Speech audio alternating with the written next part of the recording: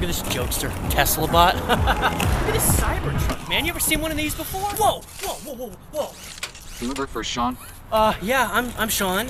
What's up, man? Good. If you do that again, you're gonna get hurt. May I take your luggage?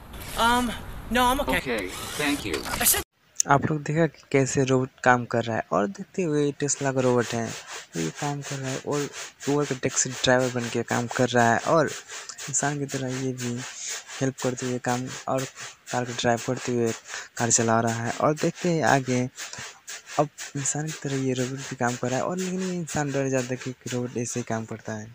यहाँ देखिए restaurant में भी और ये service दे रहा है जो कि वेटर का है वो भी एक रोबोट वो भी वर्क करते हुए एक अच्छा तरह से सर्विस दे रहा है और देखते हैं आगे देखा वो एक इंसान कुर्सी पर बैठ कर और मेहनत करके काम करता है तो इसी तरह रोबोट जो कि मशीन का होते हुए भी वो काम करता है। लाइक शेयर सब्सक्राइब कर दीजिए। मिलते हैं नेक्स्ट वीडियो में।